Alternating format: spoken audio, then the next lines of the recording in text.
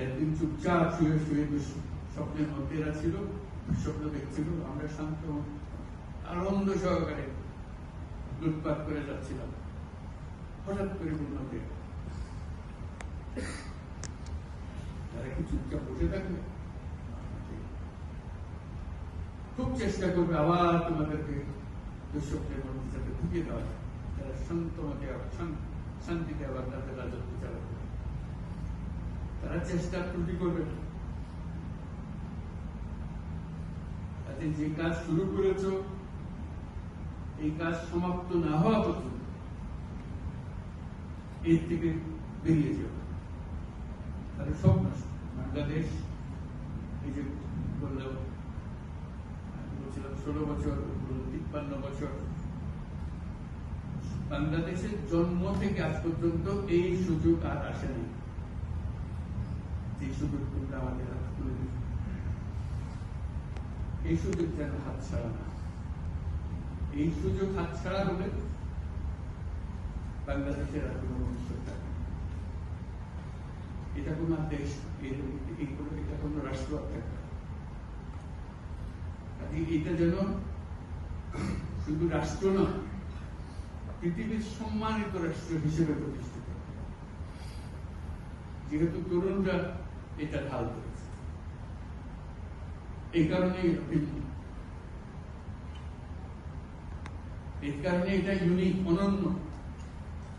এই অনন্য একটা দেশ আমরা তৈরি করতেছি। মানুষ এসে, দুনিয়ার মানুষ এটা এসে দেখে যাবে, তোমাদের কাছে শিখতে আসবে, তোমাদেরকে নিয়ে যাবে।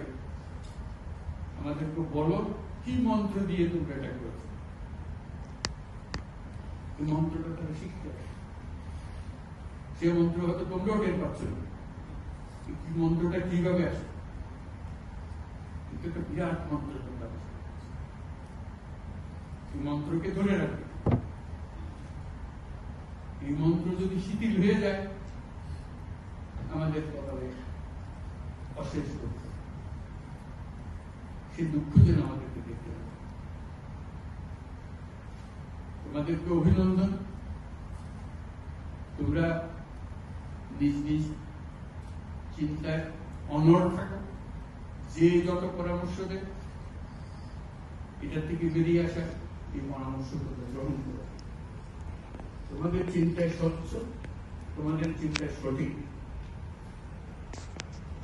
এটা দুটো থেকে ছাড়বে না, হাত থেকে ছাড়বে। এবং আমাদেরকে স্মরণ করিয়ে দেবে যদি আমরা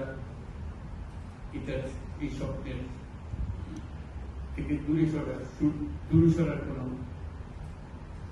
কাজ করে দেবে। আমাদের কারো কোনো ইচ্ছা নেই এই স্বপ্ন বাইরে যাওয়া, এই স্বপ্ন বাস্তবায়ন করাই আমাদের সার্বক্ষণিক কাজ। তবে ভুলক্রমে যদি আমরা সীমা অতিক্রম করি কোথাও, আমাদেরকে সঙ্গে সঙ্গে জানিয়ে দেয়। আজকে এই শপথ নিয়ে আমরা আজকে এই সবাই একত্র হলাম। সবাই যারা আজকে উপস্থিত করতে পারে নাই, তাদেরকেও এই সংবাদ জানিয়ে দিও যে আমরা একযোগে একসঙ্গে এই কাজে নামলাম এবং এটাকে ইনশাআল্লাহ সফল করব। ধন্যবাদ সবাই।